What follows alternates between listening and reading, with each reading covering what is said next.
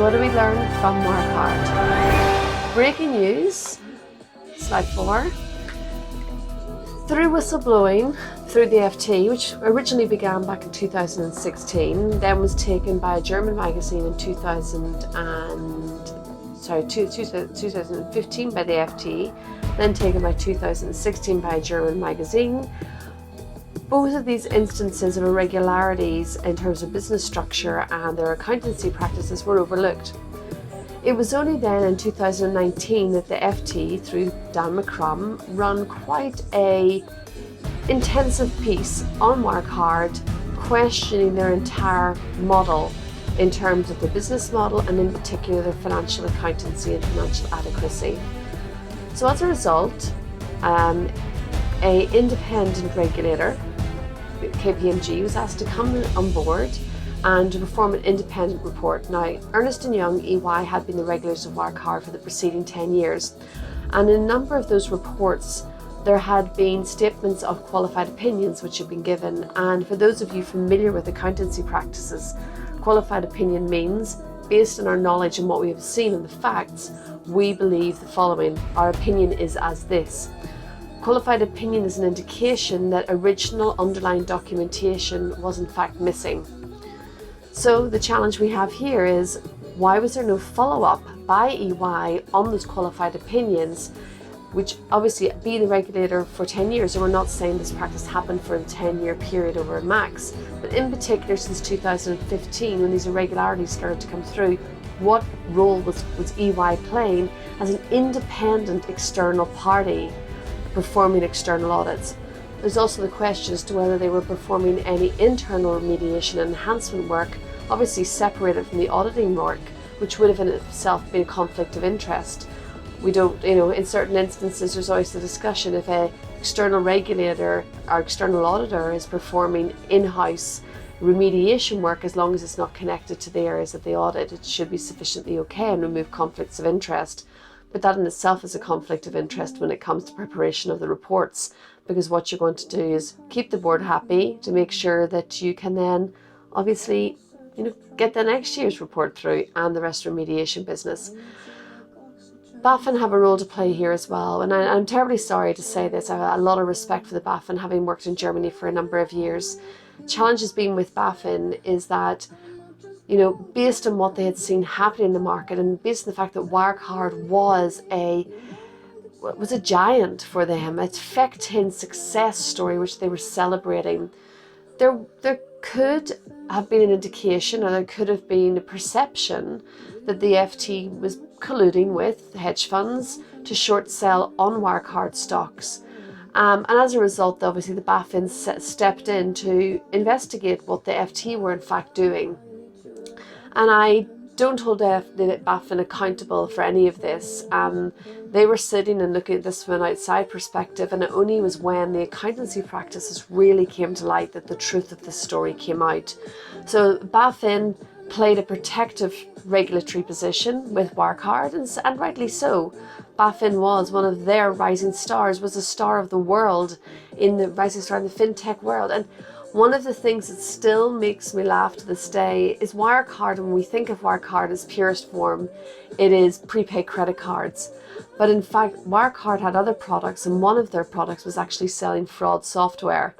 So, it's interesting to see what's happened with Wirecard, knowing that in fact Wirecard themselves were designing and selling software to identify fraudulent activities. Wirecard, the story where we got it all. We thought with Enron we'd seen everything. We thought with the collapse of Lehman's we'd seen everything.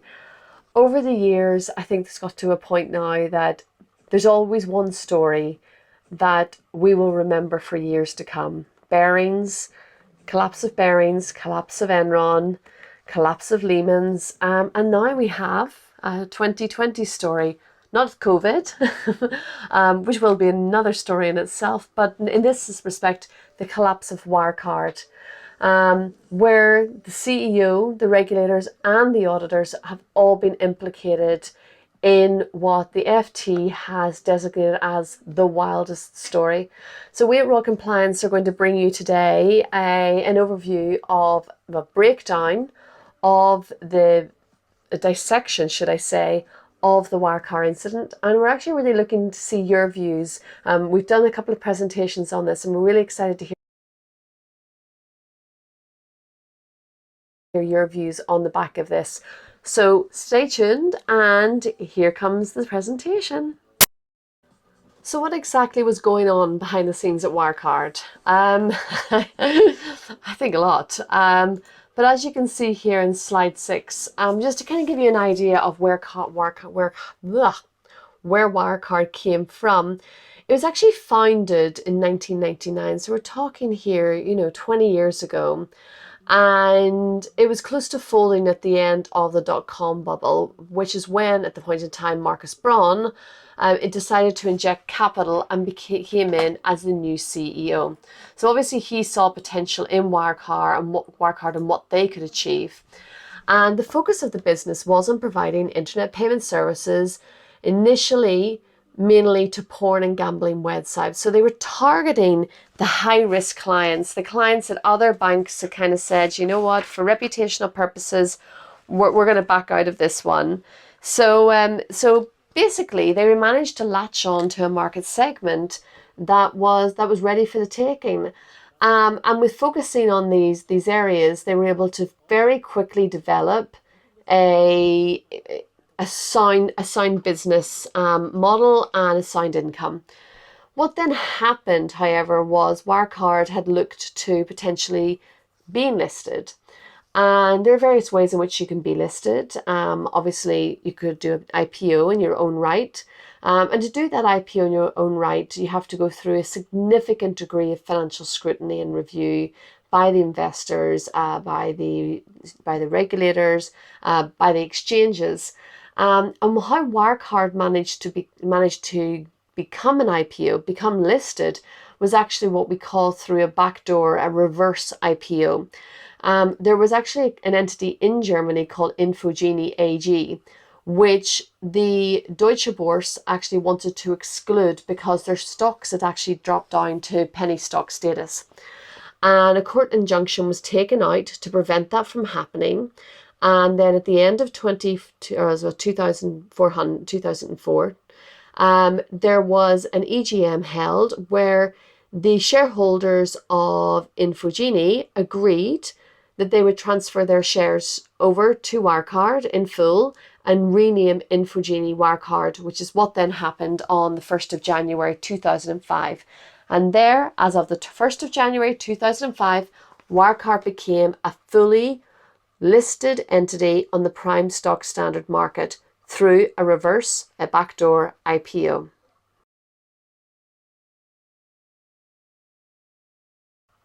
So over the next few slides, we've actually listed out the incorporation design of Wirecard. So you can see here in the first slide, in slide number 7, obviously you have Wirecard in its purest form in terms of issuing its prepaid cards. Those prepaid cards being paid for various, AliExpress, eBay, etc. And then obviously then the payments are flowing through to Wirecard. And from Wirecard is then making sure that the monies are being reallocated to the merchant and the issuing banks. So here you have, in its simplest form, what the day-to-day activity and structure of Wirecard look like. But then on the following slide, what we begin to see is the actual legal structure of Wirecard. And as you see here, Wirecard Germany actually had a parent company, Wirecard Germany.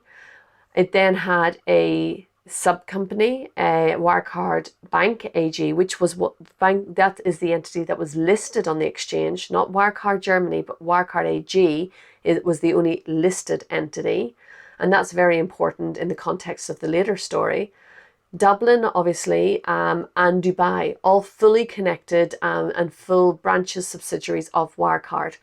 And then what Wirecard had actually done is it actually had opened some offices in jurisdictions where they didn't have certain licenses for activities. So they opened through these third parties, the Singapore, Philippines, and Dubai offices.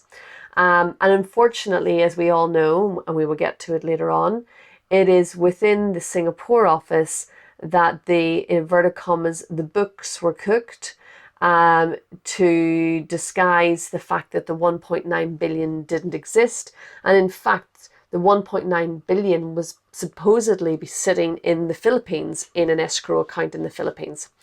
So again, we'll talk about that later on, but one of the things that we are quite mindful of when we look at this slide is from a auditing perspective and even from a regulatory perspective, as these fintechs grow and develop and they have multiple products, multiple multiple products and offerings, are we fully aware and fully understanding how they're structured and what products and activities they're dealing in? And that's a good question that's coming out of Wirecard.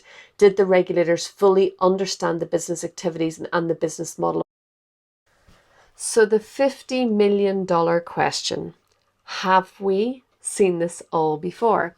And as I mentioned earlier on today, I think there's two in particular, events that have happened historically which jump out here in terms of control failures. In fact, we could talk about three. One being Barings Bank and the control failures around there, with Nick Leeson obviously then ended up spending some times at the care of the Singaporean government in Changi. And now Nick obviously is a speaker on the circuit, talking around controls and what banks should be doing to get the control frameworks right. And I actually really admire him for that. And then obviously then we have Enron. Enron, once again, it was an accountancy scandal. Auditors, Arthur Andersen, what happened? They kept huge debts off the balance sheet. Who did it? Ultimately, they said it was instructed to do it by the CEO. And as a result, Arthur Andersen folded. Enron collapsed. And on a regulatory side, we saw the introduction of the 2002 Sarbanes-Oxley Act, which many of us call SOX, which requires CEOs and CFOs to certify financial accounts are true, and if they're lying, they can face up to 20 years in jail. What's quite interesting with SOX is obviously SOX has an extraterritorial impact for all US banks. And obviously any banks that are operating in the US must comply with US legislation.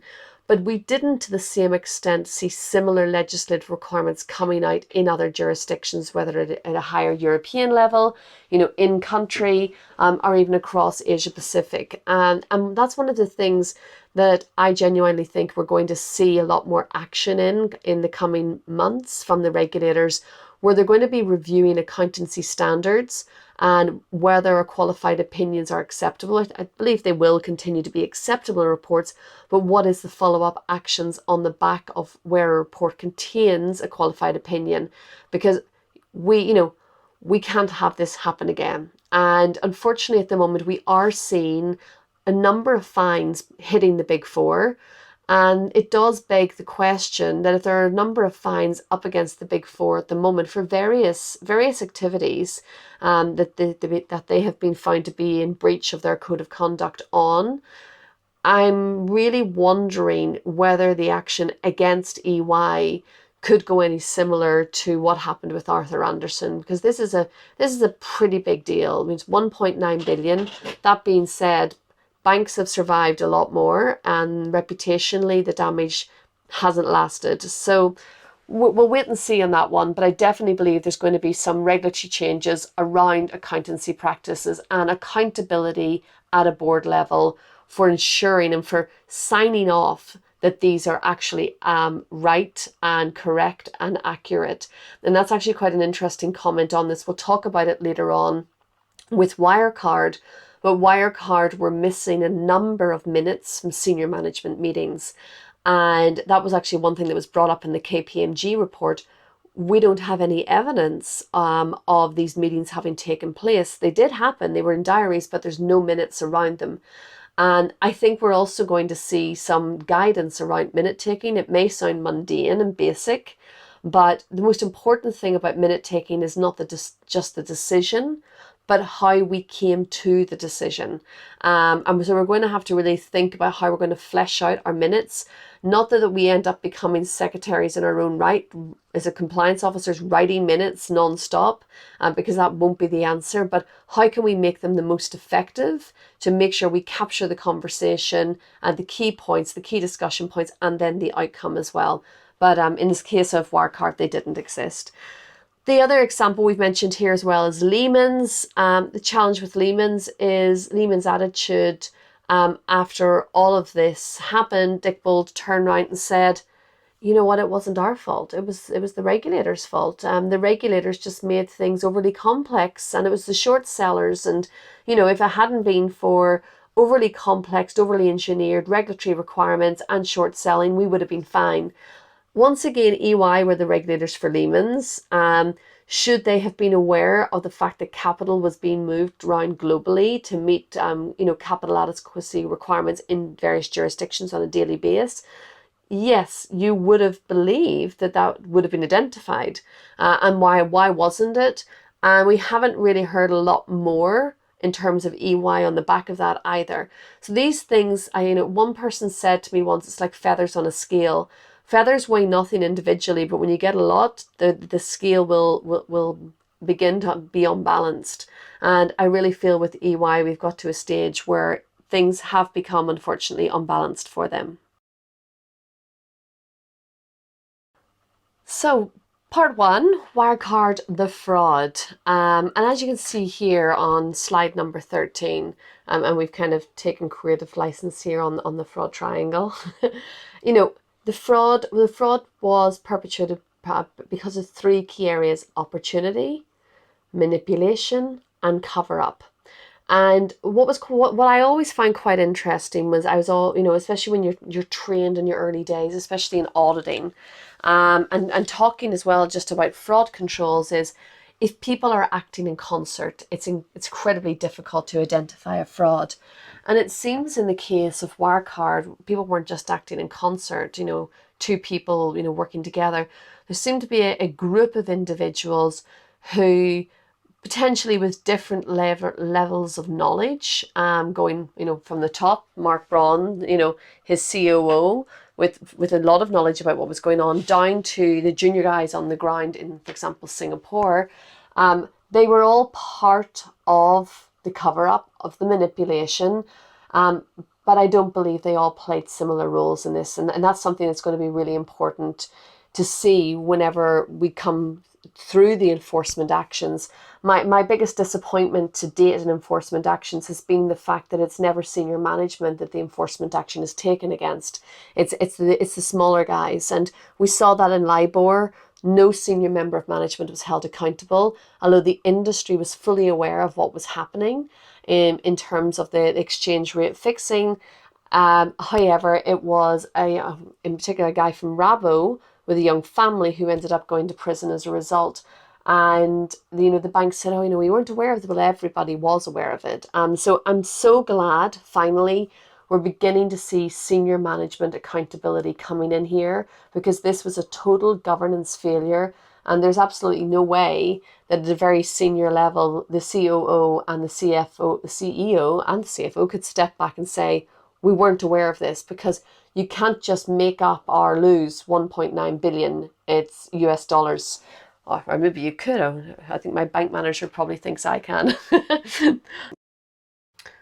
So where did the opportunity present itself for Wirecard to go on the trajectory they did, and to become the darling, which has been kind of repeated in the press, the darling of the German state in respect of a incredibly globally known FinTech.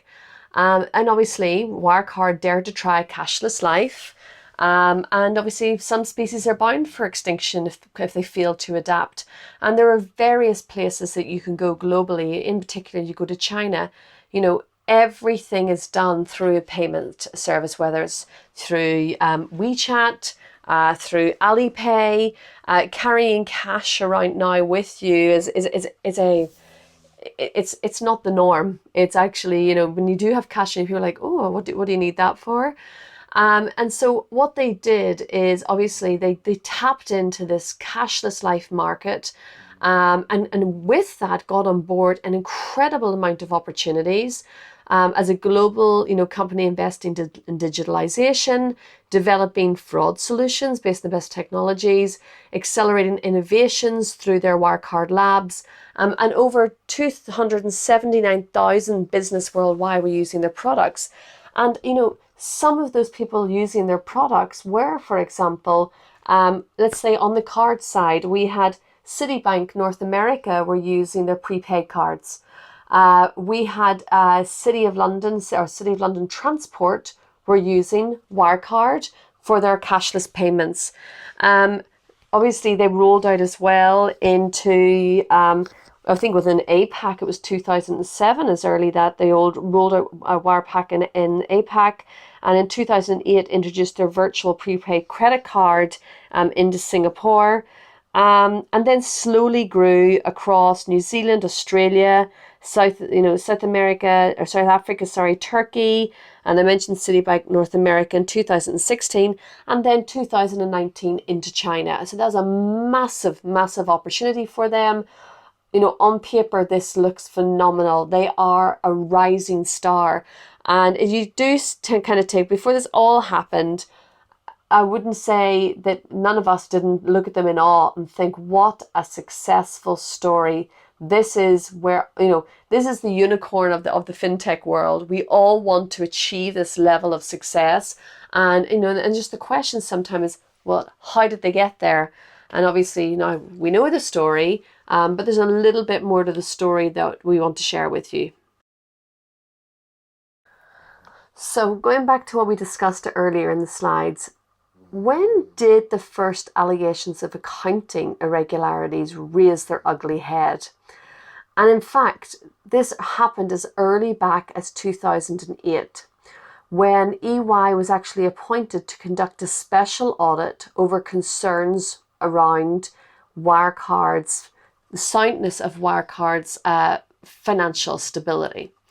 And EY came in and conducted a special audit, and everything was good. Obviously, we don't have access to that audit. There may have been some remediation on the back of it, but EY then became a trusted partner to Wirecard and became their external auditor for the next 10 years, leading up obviously until 2019.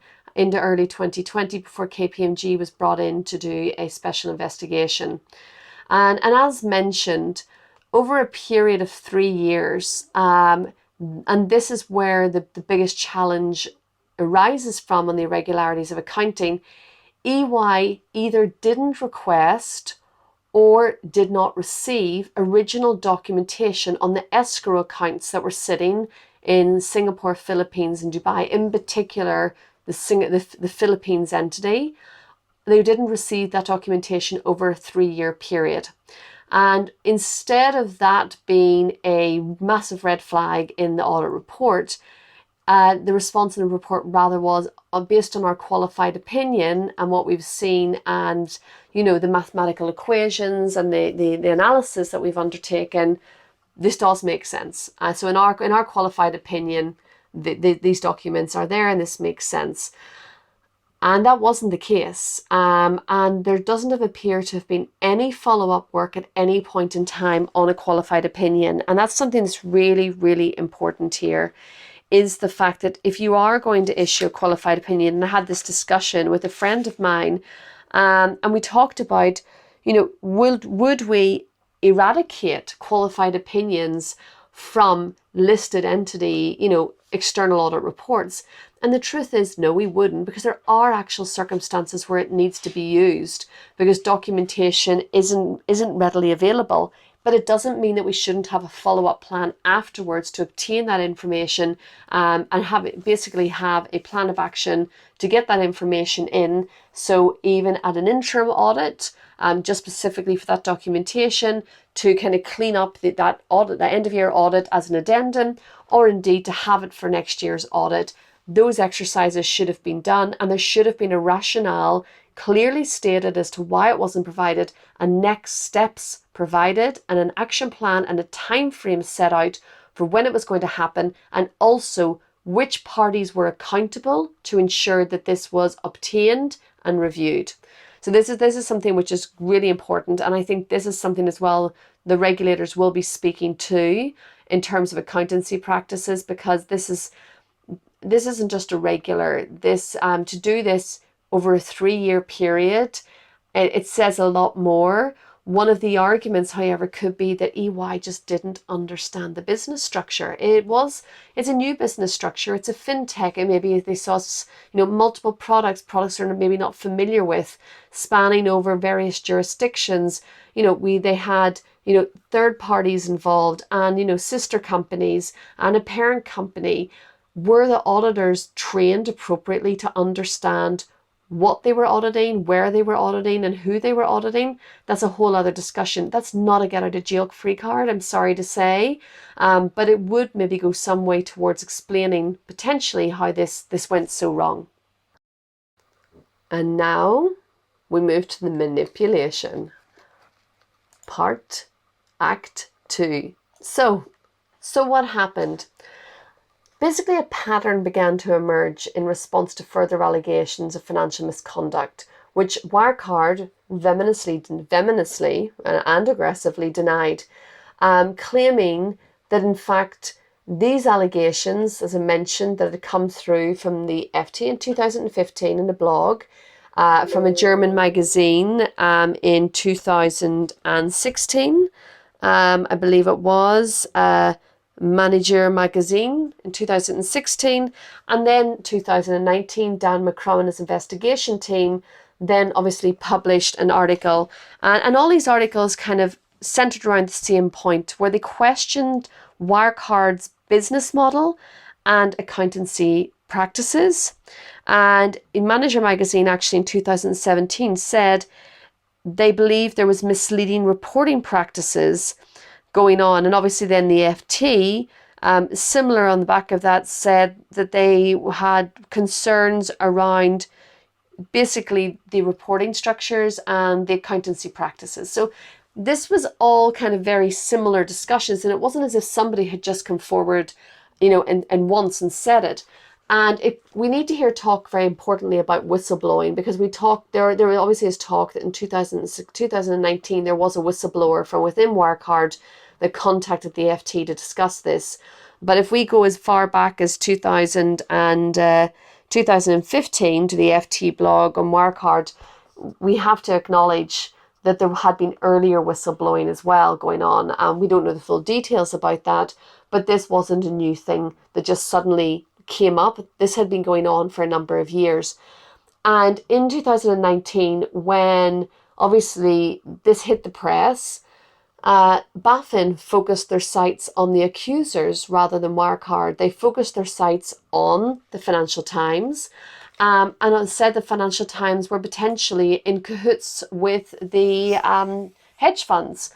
And as a result, Dan McCrum, who was leading the FT team, and he actually did an article on this, he got to a point where he actually felt concerned for his own safety, and was getting on a U-Bahn at one stop and then basically backtracking on himself. He said he got to a point he felt so paranoid that he was being followed, and his colleagues were like, you're being crazy. But he said, no, I really feel that there's something not right going on.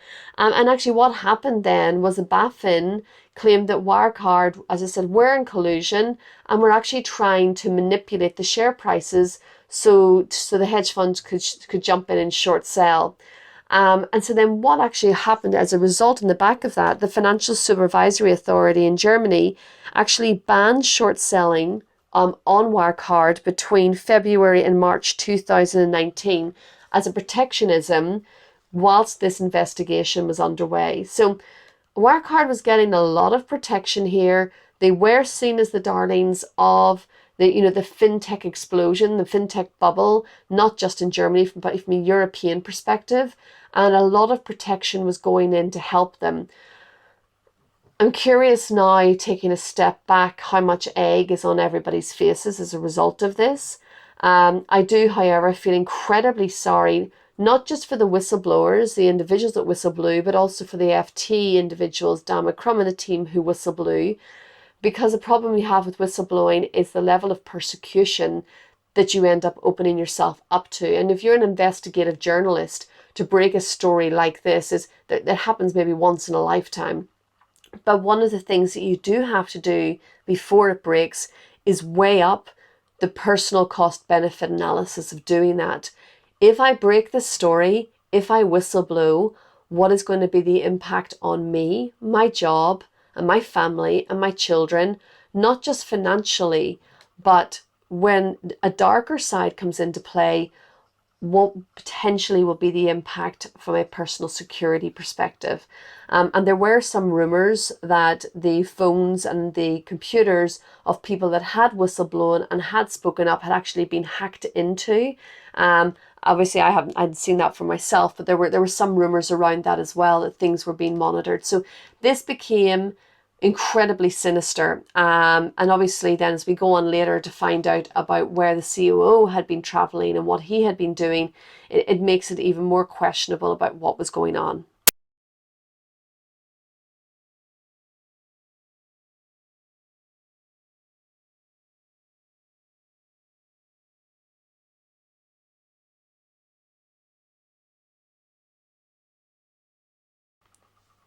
So here we have it. Part 3, was the con successful? Well, if you look at this slide on slide 21, you will see on this table that in actual fact it has been a phenomenal success story for Wirecard. They'd steady growth over 2016, 2017, and then coming into 2018, they literally just took off. And obviously their valuations went up into the billions. And obviously, as you can imagine, from a listed entity in Germany, this had massive repercussions. They then became tracked as on the indice tracker, one of the 30 largest tech companies, and then eventually they entered the 30 major Deutsche companies on the Deutsche Börse. So they not only were they a highly recognized top 30 tech company, but they then became one of the top 30 overall companies in Germany, listed on the Deutsche Börse. So this was an amazing success story for them. And now for the climax, part 4. So what have we seen? On June 2020, the CEO resigned. The day before resigning, the day before Mark Braun resigned, he'd actually announced his new CCO, his new Chief of Compliance, James Freres. And on the day that he stepped down, he appointed James Freres as his new replacement CEO. And I have to say, as a compliance officer, going in to a FinTech bubble that is Wirecard, the excitement of getting that job, of walking in the door, the things that you're going to be able to do innovatively, the change you're going to be able to make is just astronomical. And it's so exciting to be able to work with the likes of Mark Braun, the wonderful reputation that he has, and others around him. To find out the next day, oh, by the way, not within 24 hours, you're not the CCO, we got it wrong, you're going to be the CEO, and the rest of us, we're all gone because we're going to get arrested. And I can just imagine, somebody who's gone into a job thinking this is the best job I've ever had. And then obviously everything just crashing around him.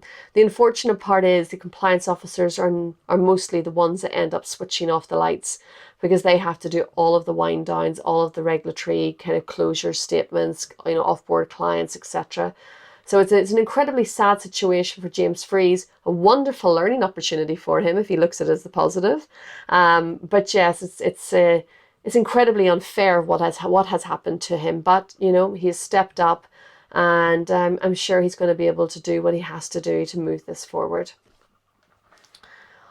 Also, as well, when the arrest warrant was issued by the Public Prosecution Office for criminal investigations against the CEO Mark Braun and the COO Jan Marcelic, Mark Braun was available, and he went in when the question, I believe he's on bail now.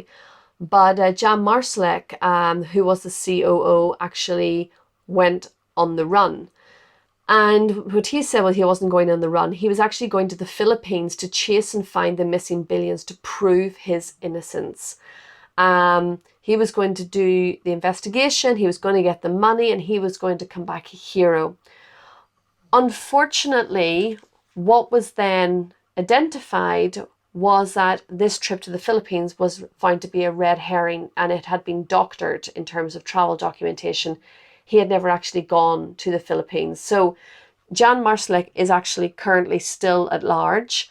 And, if we look, and this was actually something that was made publicly available through I believe it was the Financial Times article I was reading.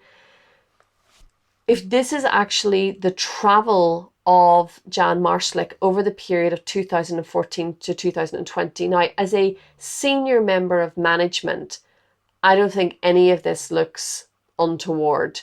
In terms of where they have business activities, where potentially they have clients.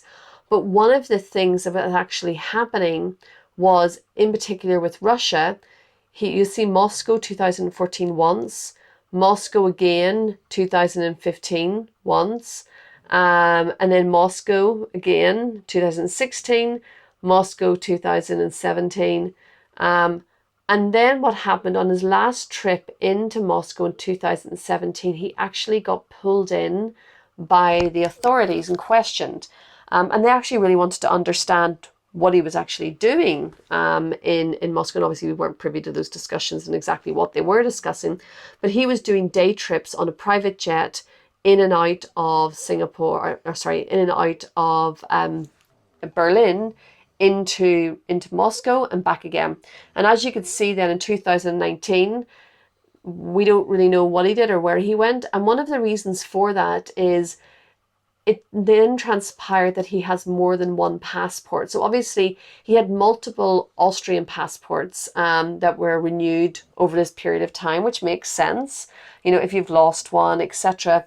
But he also apparently had a passport that had been issued by a country, we're yet to know the name of the country, but a diplomatic passport that had been issued. And so what really is a kind of concerning to us is the fact that there was this senior member of management who was traveling, well, on paper looks like for business purposes, but in actual fact, he was traveling on various passports. And the reason and rationale for his business activities, maybe they were known to Mark Braun, maybe they were known to some other senior management members, but there wasn't anything on paper to support the rationale for some of these trips. So it's going to be really interesting when they eventually find him to find out exactly, where he has been and what he was doing. I made a joke today to someone that I think he's run off with Jolo. Maybe they're hiding somewhere altogether. Maybe the Spanish King is going to go and join them too. Who knows? But this is how sinister this is becoming now. We have these people committing these billion dollar frauds, and then they're just disappearing off the face of the earth. And then whenever they're found and they're asked to be cooperative, the cooperation carries with it a number of terms. So it'll be interesting to see what happens with that and who actually is complacent in all of this. So, big question, where is the share price gone now? Well, after all this news came out, as you can see here on slide number 30, the share price plummeted. And then the next thing, as you can see on the following slide, the other consequences were FY, I believe, are being sued by the shareholders. The shareholders have also taken action against the BaFin. Wirecard were at the point of us putting this together, filing for insolvency. And obviously there is an incredible amount of scrutiny now being put on the German regulator, on the BaFin and on the Public Prosecution Office for their role in protectionism of BaFin, even where all of these red flags over the years had happened. It wasn't as if there was just one red flag around a qualified opinion. or that there'd been some whistleblowing that had ended up in the press, magazine publications, FT. But there'd also been a reverse IPO, and there was a reverse IPO, a red car in its own right. No, they're legal, but it does allow the public scrutiny, or the financial scrutiny access of the aspect of the IPO to be removed to a significant extent. So that should have been a red flag in itself, and it wasn't. Qualified opinions should have been a red flag in themselves, and they weren't. And the rate at which the business was growing and the monies that they were making and the breadth of the growth as well is something that, as a regulator, I would have been keeping a close eye on and wanting to understand in more detail how the structure was looking and what was happening, because this is a new fintech organization. It's new to my jurisdiction. If you're listed on our exchange, I want to get an idea about what I'm playing with, what I'm working with, so that I can understand better the risks, because my current AML risk framework, fraud risk framework may not be suitable or designed for this new innovative business practice. So that there's a lot of things that have come out of this which aren't just going to affect Germany. This is going to go up to the European Union. There will be some reviews and revisions of whistleblowing practices, fraud practices, senior management oversight and accountability, lack of minutes at meetings, similar to SOX as well. Who is signing off on the accounts? And are we going to enforce prison sentences where those accounts are found to be falsified and fraudulent? All of these things are going to come into play, and I think there's going to be a lot of work that's going to have to be done in the background as a result. So, Wirecard Part 2, Deconstruction of the Fraud, Act 1, the questions, the warning signs. I think we've discussed this all in a lot of detail already. Where was the cash? Where were the monies? Well, what we were told was that the 1.9 billion was in an escrow account that was sitting offshore in the Philippines. And that is why EY wasn't able to get the original documentation for it, because the documentation was sitting with the account. And it had a trustee oversight, but we're talking 1.9 billion here. And, this is something which I'm sure there were ways in which EY could have got further information and further documentation around this, even if it wasn't the original. It doesn't seem to be that they went that way. In fact, in some instances, they had nothing. They had no records. So again, this is where the cash was supposedly in this escrow account. But now we know that this 1.9 billion did not actually exist at all. So why then, slide number 35, why then did EY sign off on unverified accounts? It's a very, very good question, and it's one that I can't answer for you. The perception of the report and the way that it was worded gave validity to the 1.9 billion potentially being there. It gave comfort to the board that EY had done their due diligence and there wasn't anything that they should be concerned about. Can the board now come back and say, well, we were fully reliant on experts who we were paying considerable money to tell us that there was any irregularities, and there wasn't, and they didn't?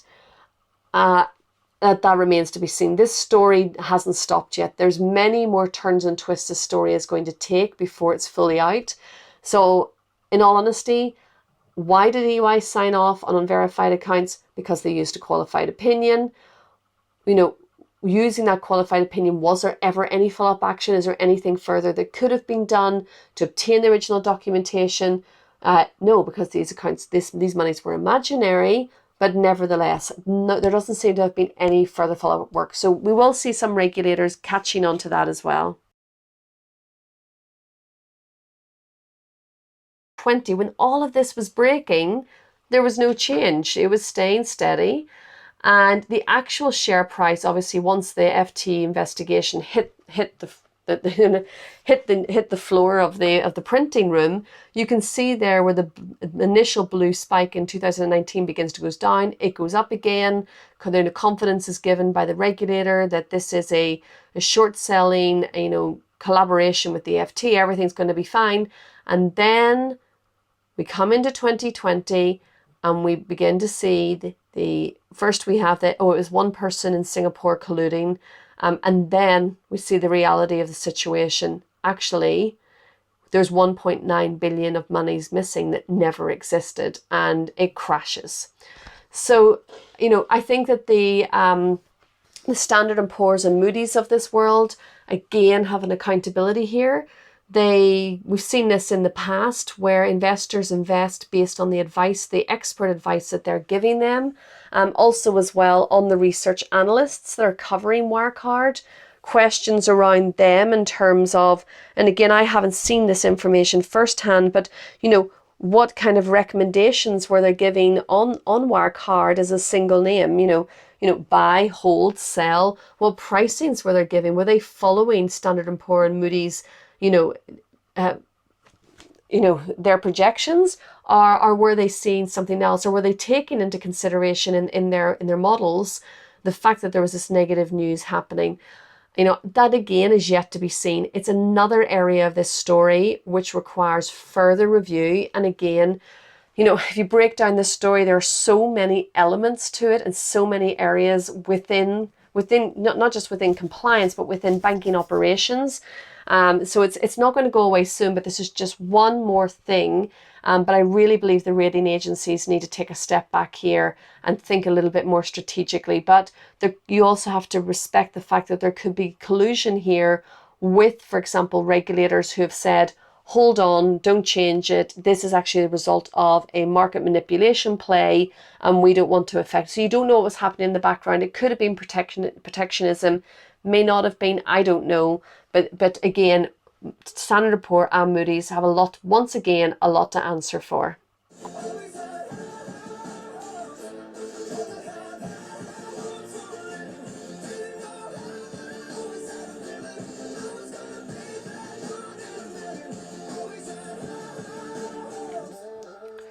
And I believe that's the mantra song that they probably sang in the office or the boardrooms every other day. Wirecard had amazingly high hopes. This was a unicorn. This was, in the FinTech world, one of the biggest success stories. The hopes of where they could go, where they could grow to, how big they could be globally, it was endless. And the question is, how did it then just go so wrong? Did it grow too quick? Would it let controls slip? Obviously, at the peak, it was worth 24 billion euros. Rating agencies, if we mentioned, rated Wirecard bonds as investment grade bonds, even though we know about the accounting malpractices that have been reported in FT, in magazines, in blogs. Auditors didn't obtain original documentation and put qualified opinions into auditing reports. Regulators again couldn't, auditors and regulators weren't able to identify minutes of meetings that had been taken at senior management level for discussions and decision making that had been undertaken. There was an entire aspect of governance that was missing. But so why did this happen? Some of it's about ignoring the basics, and that's the God's honest truth. Minute taking and documentation, as we mentioned earlier, it can be incredibly boring if you don't get it right, and if you can't do shorthand and you don't know how to take shorthand meetings, it becomes a bit laborious. But what you must be recording in your minutes, it's not just the outcome of the decision, but also the rationale for the decision making. And that's something that I actually came across in an MAS inspection a number of years ago. And it was a very, very valuable point about making sure that you can document and articulate why a decision was made and what the outcome was, and then who's responsible for the follow-up actions and what are the timelines, etc. What they don't need to see is an entire conversation of he said this, she said that, he said this, she got up to go to the bathroom. That's not what they're looking for. It's short and sweet, but finding that kind of like happy line that works for you can be a challenge, and it's a bit of trial and error. So, play with it, but we don't want excessively long minutes. We don't want that to add to the existing, level of paperwork that's already on our tables, but minute taking, it is the basics, but don't ignore them. Auditors we've mentioned, and obviously backdoor listings is just in itself a big question. So getting to the end of our story, the sequel, what do we expect to see coming next? Well, are any other fintech companies in the same boat? Will a monetary fine be sufficient? Is it about time that regulators took criminal charges against individuals for fraudulent activity and put the CEOs in prison? Because, apart from Bertie Madoff, we're not really seeing many of them, ending up in the prison. And unfortunately, as I mentioned earlier with Rabo, on the LIBOR situation, it always seems to be the junior guys that get the unfortunately get the comeuppance, and they're the ones that end up in prison. So a monetary fine is not going to be sufficient. Will a monetary fine be sufficient for Wirecard, senior management? No. Will a monetary fine be sufficient for EY? I don't think they deserve another monetary fine. They've had quite a few. Something really has to radically change. And one of the things that I think should radically change is that I actually genuinely think that the entire Big Four really need to rethink about their auditing versus consultancy practices. And, whether they're going to focus on audits, and they're going to get the audits right, or whether they're going to focus on remediation work.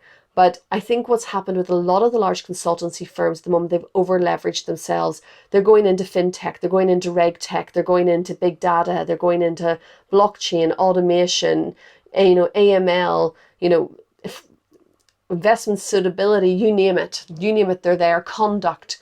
You'll find somebody who's able to do something anywhere. And I think we have to really draw a line now and say, are these big consultancy firms adequately staffed? Yes. They may have the right people, i.e. the numbers of people, but are those people actually able to do the job, or is it an attitude of fake it till you make it? And I've had the unfortunate experience in my career of having worked with a consultant, and the consultant, and I asked, have you worked on this type of activity before? And it was something I'd worked on for a number of years, and the response was, no, but hey, fake it till you make it. Isn't that what they say? Well, actually, no, that absolutely is not okay. For me, my strongest core value is integrity.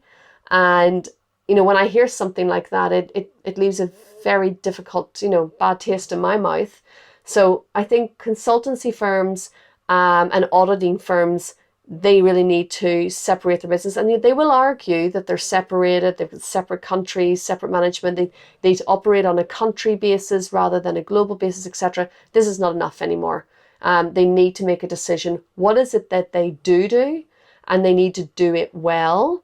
And if they're getting more and more fines over auditing practices, it says it itself.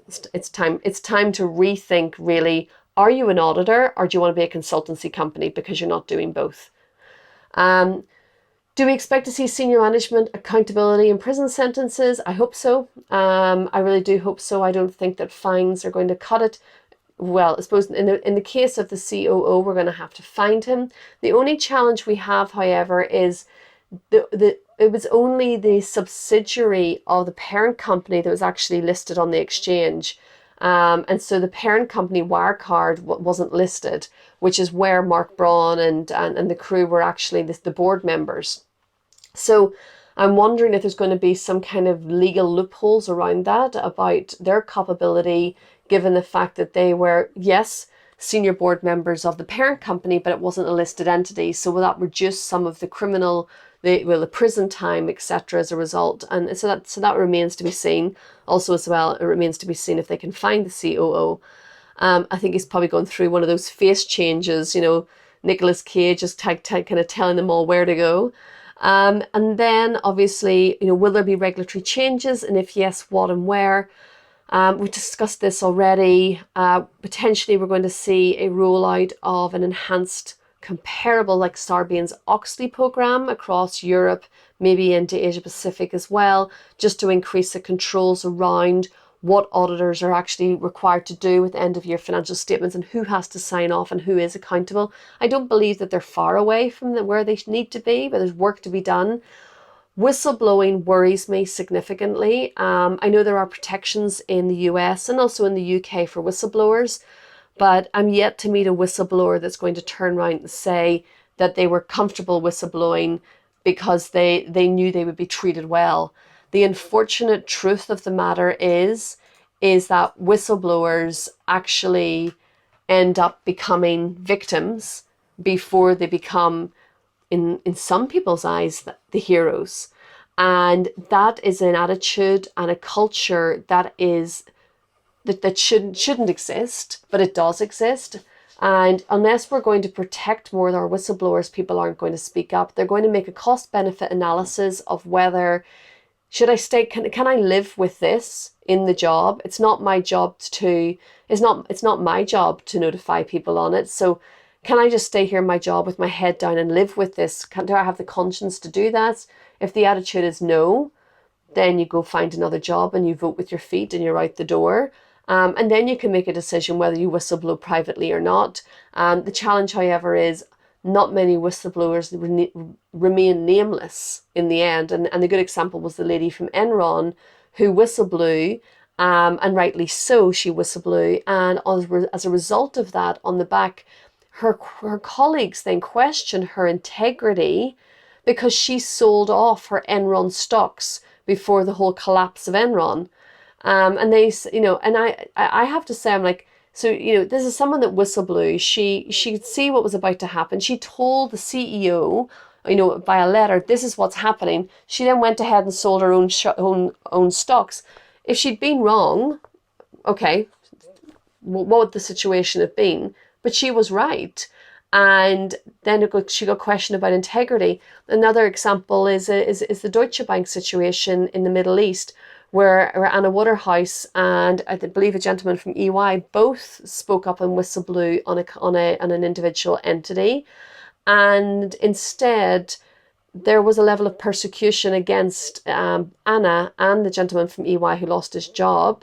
And basically they were investigated to see whether they were honourable and whether there was anything in their past or in their history which could, show that they didn't have the integrity or the standing to be in compliance or be doing the jobs they're doing. I believe the EY guy recently got a payout of something like $10 million US. But for what you have to go through and the fact that you may never be able to get a job again on the back of this, it's pretty hard. And this is something I'm feeling really, really more and more strong about as we talk about whistleblowing. So accountability for senior management, regulatory changes, absolutely. What should banks be doing now to prepare? I think the biggest focus right now should be, do you really understand the complexities of some of the new FinTech companies that you've onboarded? Do you understand their business model? Do you understand their products? Do you understand what they're doing? Do you understand their global reach? Do you understand what they're trying to do with that model? Obviously, none of them are going to be as big as Wirecard, but unfortunately, when one goes wrong, the regulators will come back down on all fintechs. So obviously, there's a lot of reporting happening internally with a lot of the fintechs at the moment to the regulators, but it's really is going to be a big question then from the regulators. What have you done in your book to identify complexities or irregularities before we have come in the door?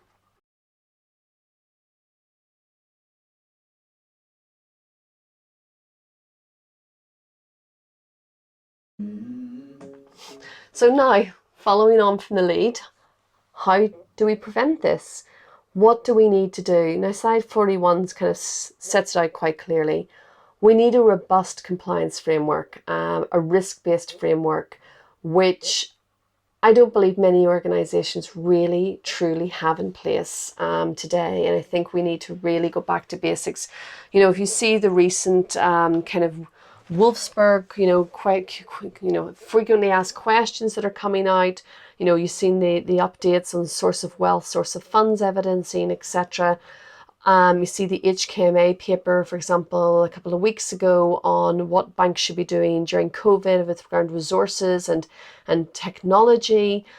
The big focus really is a robust compliance framework is not built upon a policy, it's built upon an automated system, and then everything, a centralized automated central bank system, and everything flows on from that. And the recent IIA revision of the 3 lines of defense model was a very good indicator of that. The second and first line are now together, reporting jointly to management, working cohesively as one team to build a compliance framework, with the third line naturally segregated, which they should be, as an independent oversight function. So we need to build a robust compliance framework. We need to stop just trying to plaster over old problems. We really, really need to go back to the fundamentals. And with the tools that we have today, I know that AI and machine learning are still in their infancy, and they're not, if you take, for example, correspondent banking or trade finance, we're still having to do manual data analytics to identify issues within the books. It's painstaking, but we need proper automation and resources. We need a compliance framework, a risk framework that is centralized within the core banking system, and it feeds out from the central client system, feeds out the KYC system, transaction monitoring system, the trading system feeds into that, and the market abuse system feeds off that. Everything is totally integrated. And I know it sounds simple for me to sit here and say that, but if you look, for example, at the recent press where Wells Fargo have announced that they spent, I think, just over 20 billion US dollars in 4 years on compliance related work. If you give me $1 billion of that, I could have built you. I could have built you an automated AI framework from ground up, and at least I could have brought in some people to help as well. It's crazy money that's been thrown at this. Nobody's getting it right at the moment. There are elements of it getting it right. I have to say, I've seen it. So I love some of the work that's been done to HSBC on creation of AI technology. I think that they are, for transaction monitoring, I think they're one of the most advanced across the industry. So real kudos to them on that. Other banks are playing catch up in that regard. I think the new up and coming virtual banks have a foot up, because they're not having to start with the overly complex and old school structures that we have in a lot of the big banks today. I have to say, if somebody gave me a project in a small bank and say, do this, I would get very excited to do this. But if somebody walked into me with one of the big banks and say, do this, I think I would actually projectile vomit at the thought of the amount of controls and systems that exist and how each one of them interacts. And it's an absolute minefield. It can be done, but it's a massive project, and I think that's why we haven't done it, because it's scary to do it, but it needs to be done. So we're in need for a robust compliance framework built upon an automated framework where resources are used, human resources are used for system learning, and they're used for also system extractions for data analytic purposes, so they can actually put a real human mind with the skill sets needed. And I think that's one of the big things. Compliance skill sets today are not going to be necessarily the compliance skill sets of the future. Yes, you're going to have your senior leaders because of their leadership capabilities, their abilities to manage teams, their ability to play the political game, all of those things. But in terms of the junior teams, the younger teams, it is data analytics. That's what the name of the game. You're going to be working with a system. You're going to be developing machine learning, AI. You're going to be responsible for making sure the machine learning is getting the right information input. So that data analytics is going to be critical. Will KYC, AML, these types of areas, will they continue to be tick the box exercises? Absolutely not. They cannot be. These need to be automated, and the length of time it's taking clients to onboard because of subsets of onboarding processes which do not work in tandem. and cannot happen simultaneously is insane. We've over-complexualized, and I think that's one of the other things. We've really, really over-complexualized compliance risk frameworks when the core of it is simple, but we've implemented a control on top of a control, be it whether it's because of a regulatory request, whether it's because of a new guidance paper that came out. Instead of going back to basics and being holistic and looking at the front to end process, we've just made a change along the way. And what we don't think about is like a game of chess. Once you make one move, you need to be thinking 2 steps ahead for your next move. And that doesn't happen because of KPIs. People have their key performance indicators. You need to make these changes within this space of time to meet your KPIs, and then people just get it done. And you will speak to them and say, but that's not proactive. That doesn't make sense. We need to be able to really look holistically. And the response is, that's not my problem. And unfortunately, it's all of our problems. And if you take the attitude, it's not my problem, I think you need to go back to the cultural training, and it's all about behaviors. And so, yeah, that's one other aspect as well as on behaviors. Compliance training doesn't change behaviors. Culture changes behaviors.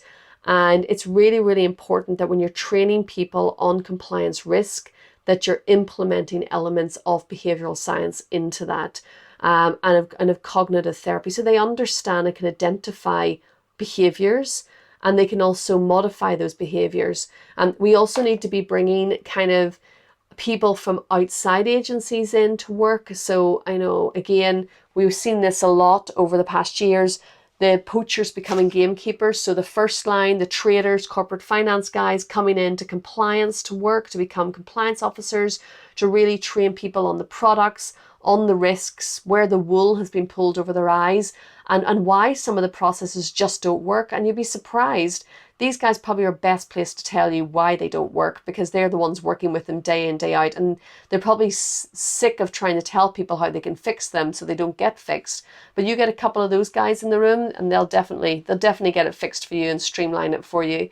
And another thing as well is then on your AI side, your data analytics and your investigation side is bringing in qualified, proven investigators from intergovernmental agencies, from the police force, proven investigators who understand how to investigate. And one very interesting example with Standard Chartered a few years ago was in the press, where they did investigate a transaction monitoring alert that had been generated from their system, and they got fined on the back of it because they closed it out one stage before they would have identified the actual issue.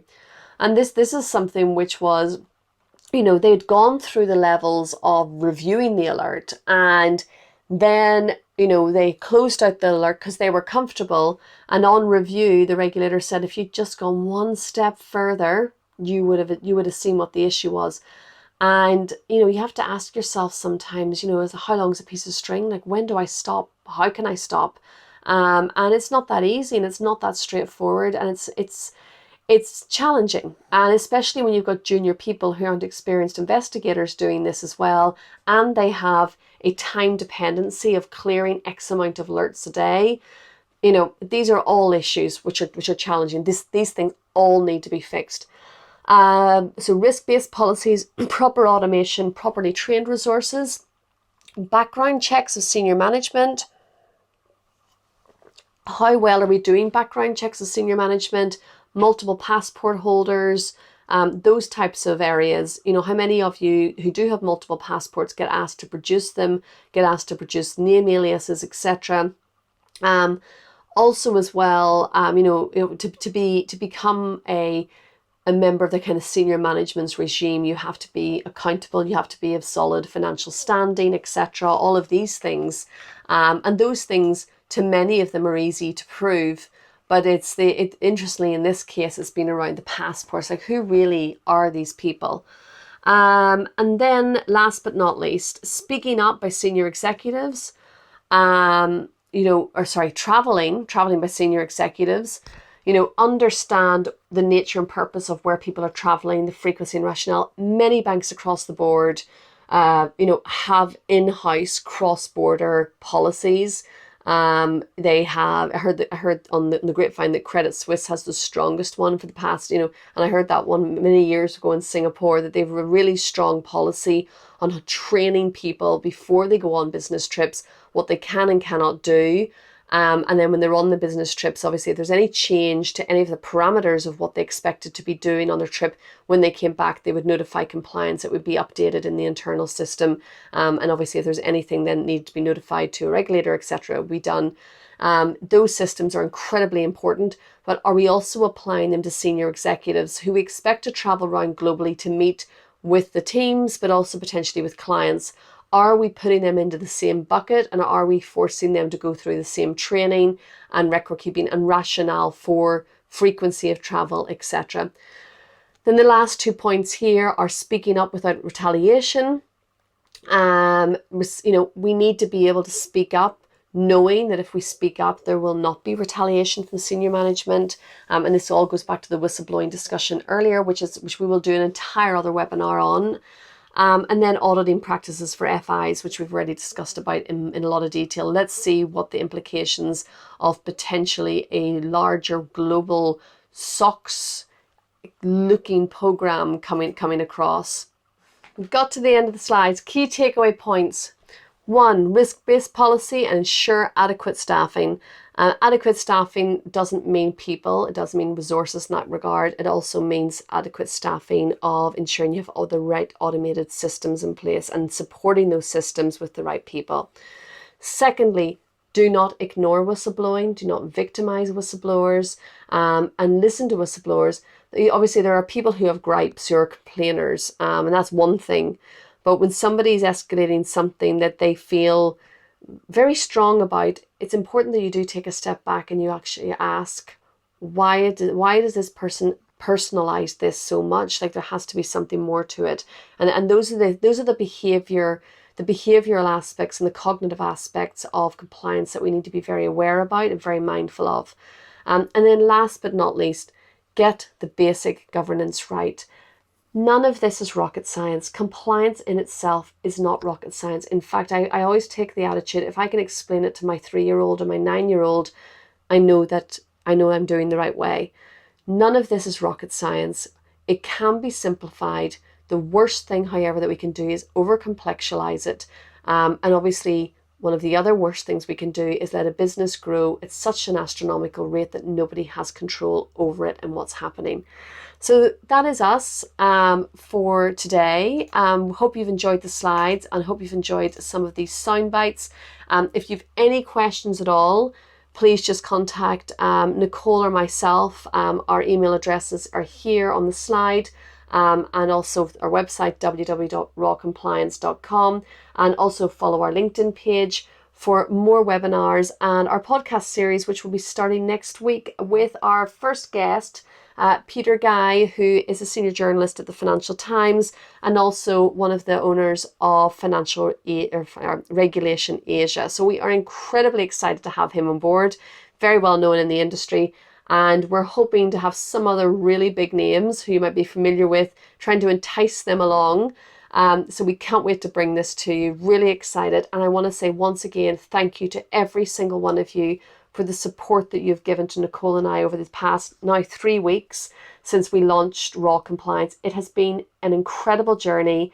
And every morning I wake up, I can't begin to explain the motivation and the excitement that I have for the day ahead, knowing that I'm going to be doing something that I absolutely love, and I'm going to get to interact with people who are just as excited and just as happy about what we're doing as we are. So thank you very, very much from both Nicole and I wish you all a lovely day.